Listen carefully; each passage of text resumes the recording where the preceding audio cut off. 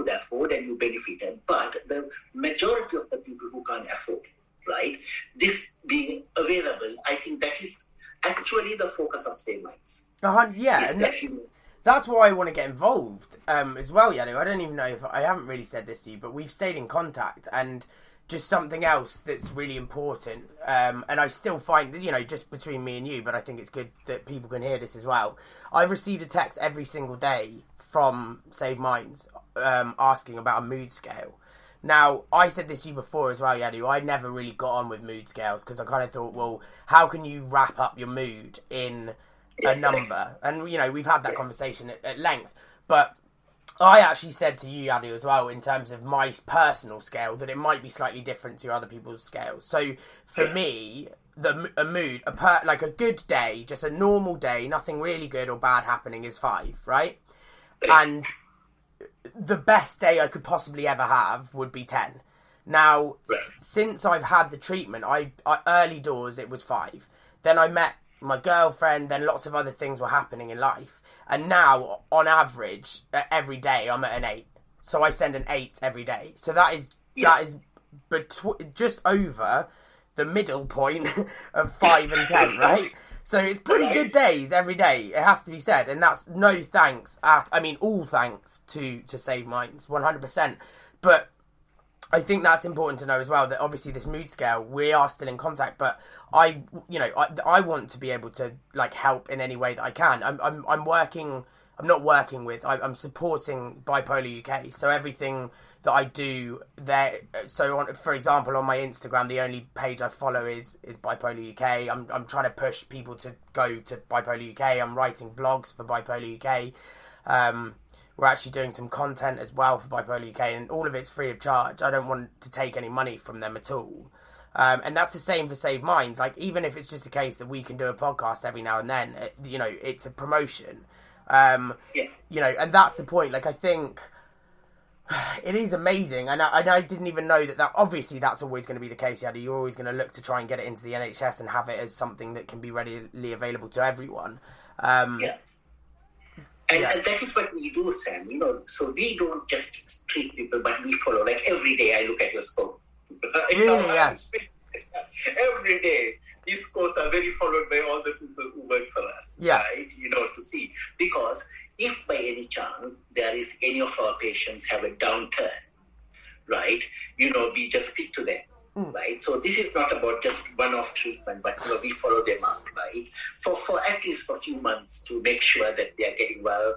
And if there is anything, we just follow them up. We talk to them, right, and that is how we get our data of how long this works. What is in some people they need maintenance. There are 1 or 2 people who need every 3 to 4 weeks or to 5 weeks, right, because they have been so unwell that ketamine has been holding them. But in people, it is so nice to know that with you and some other people, they don't need any more treatment, right? They got back their life, right? They got back the confidence. They're back to school, back to university, back to work. And that is a very nice thing to feel, Sam.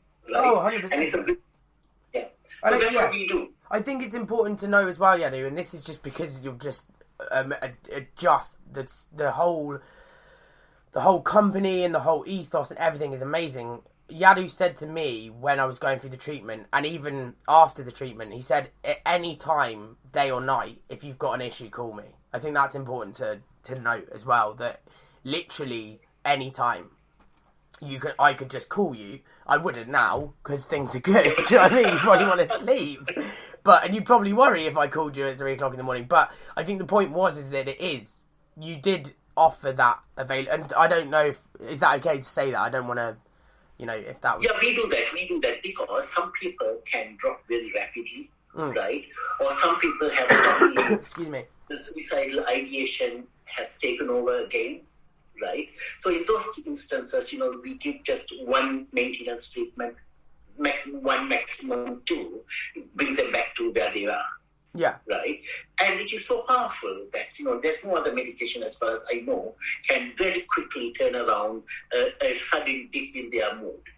Oh, right? Definitely. But that's the thing, Yadu. It was, again, from my experience, if you're experiencing, I worked it out, I think it's probably around 8 years I suffered depression. So I had bipolar symptoms, you know, and mine were, you know, the severe depressive part, hypermania and mania. Mania was maybe twice. Hypermania was the norm. But I reckon it was probably about 8 years I suffered with the depressive side of the illness.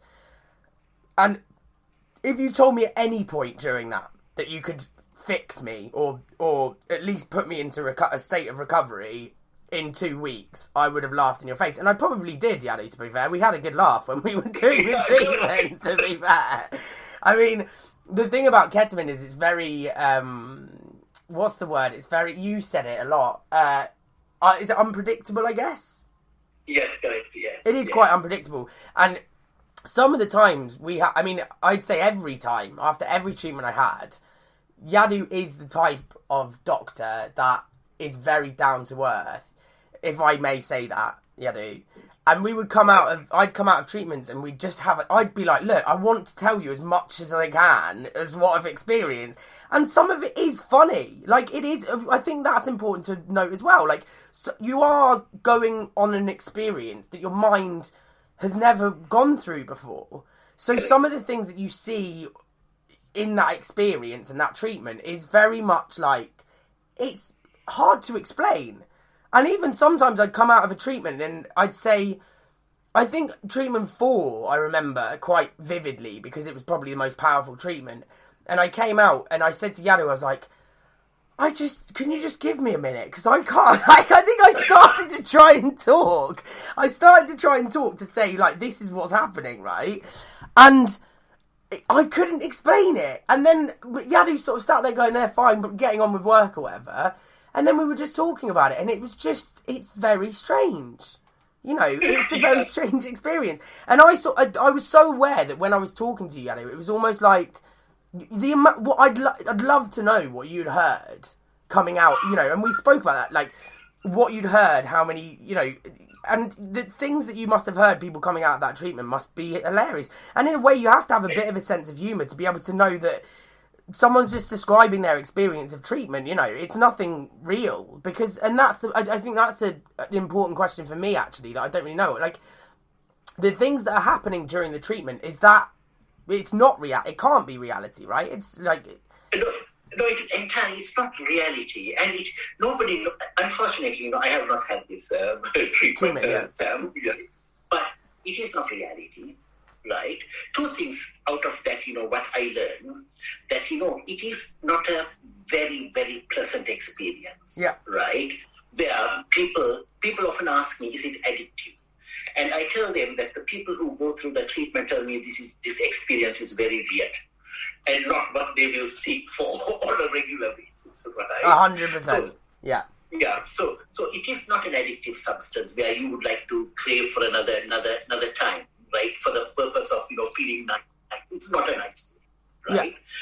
Yeah. And the second thing, though, which is, again, very, very important, is to know that there is something, if I am in desperate situation, I can seek and it can help me, right? Which is ketamine.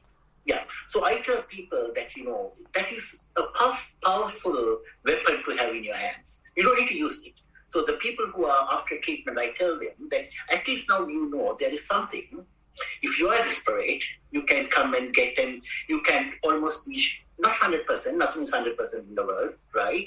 But fairly confident that you can get back to where you are. You don't need to use them then. And from my experience, 100%, I think, for one, let's just address the fact of addiction, right? I would say that I have an addictive personality that I need to be aware of. Like, it's not an issue, but I know that I could slip into that.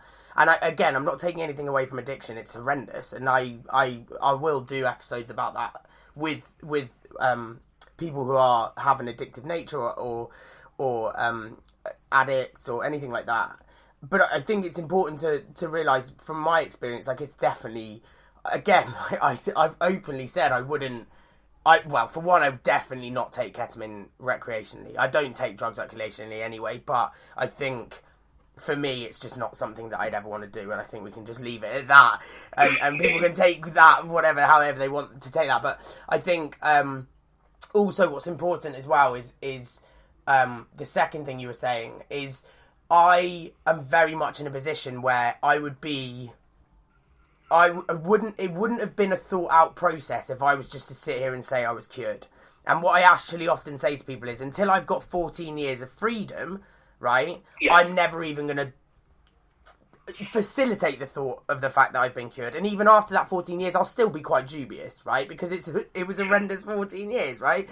But at the same time, that's such an important message from you, and also that I've experienced myself, is that I have to be aware that at some point I could have a high or a low, right? Because that's what bipolar is.